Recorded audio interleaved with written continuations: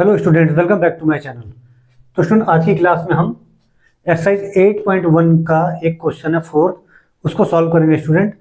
ठीक है, तो ये कैसे सॉल्व होगा स्टूडेंट, देखिए क्या है क्वेश्चन में। ABCD इज है rectangle in which diagonal AC bisect angle A as well as angle C।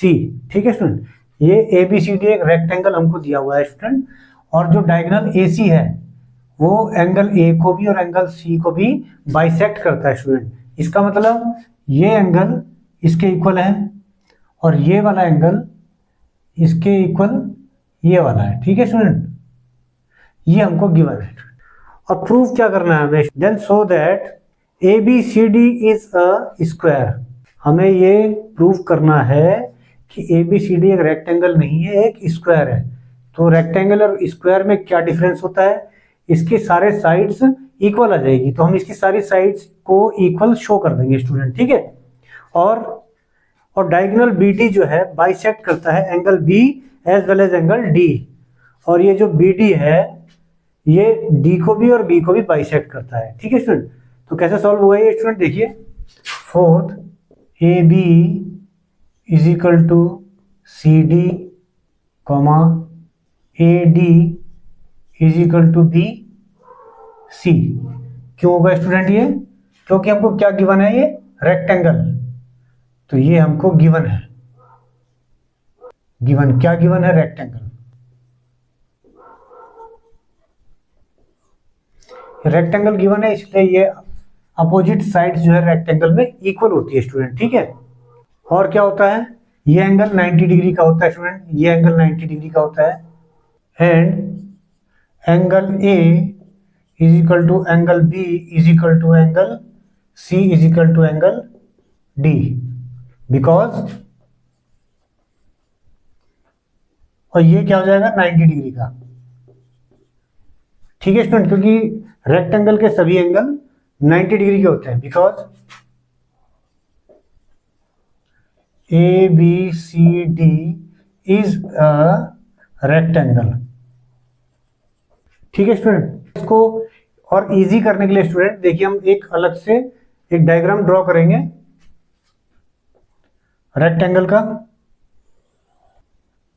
AB C और D in triangle ABC and triangle ADC। AB बराबर CD and AD equal to BC। ठीक है student, क्यों है ये, because of rectangle. तो ये लिखने की जरूरत नहीं है, आपको एक बार पता चल गया कि रेक्टेंगल है तो अपोजिट साइड्स इक्वल होगी, सारे एंगल 90 डिग्री के होंगे स्टूडेंट। ठीक है, अब देखिए student, angle DAC is equal to angle BAC, ये एंगल इसके इक्वल होगा। ठीक है स्टूडेंट, और ये कितना आ जाएगा स्टूडेंट, 45 डिग्री का आ जाएगा। ये भी 45 डिग्री का होगा और ये भी 45 डिग्री का होगा। ठीक है student, similarly angle DCA is equal to angle BCA is equal to 45 degree. देखिए स्टूडेंट, ये भी 45 डिग्री हो गया, ये भी 45 डिग्री हो गया, तो सारे एंगल हमारे इक्वल हो गए। तो क्या होगा स्टूडेंट, देखिए इस एंगल के अपोजिट ये साइड है, इस एंगल के अपोजिट ये साइड है, तो दोनों साइड भी आपस में इक्वल होगी। और क्योंकि सारे एंगल 45 डिग्री के हैं तो all sides will be equal, then AB is equal to BC is equal to CD is equal to DA। क्यों होगा student, sides opposite to equal angles। ठीक है स्टूडेंट, अब ये ऑल साइड्स हमारी इक्वल हो गई, तो क्या होगा, hence A B C D is a square. एक तो ये हमें प्रूव करना था स्टूडेंट कि ए बी सी डी एक स्क्वायर है, और क्या प्रूव करना है देखिए स्टूडेंट, कि जो बी डी है वो बाइसेक्ट करती है एंगल डी को भी और एंगल बी को भी। तो अब क्या हुआ देखिए स्टूडेंट, एक अगर हम डायग्राम और बना लेते हैं, A B C D, A B C D और डायगोनल हमारा इस बार बी डी हो गया स्टूडेंट, ठीक है। अब यहां पर क्या प्रूव हो चुका है कि all sides are equal,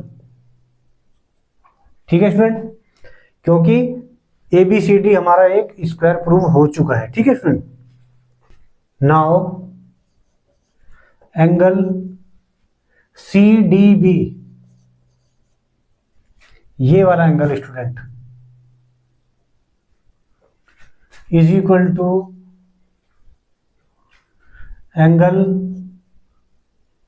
A B D is equal to angle A D B is equal to angle C D B.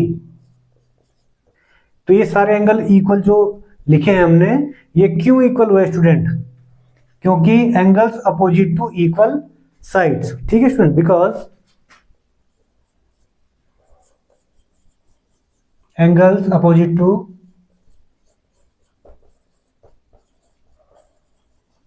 Equal sides, ठीक है स्टूडेंट। एक मेथड और भी है स्टूडेंट, इसमें हम ये भी लिख सकते हैं, ये एंगल इज इक्वल टू इसके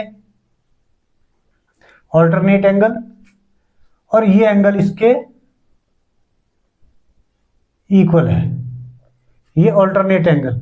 अगर ये एंगल इसके इक्वल है, ये एंगल इसके इक्वल है, साइड अपोजिट इक्वल है, तो ये भी क्या होंगे, 45 डिग्री के,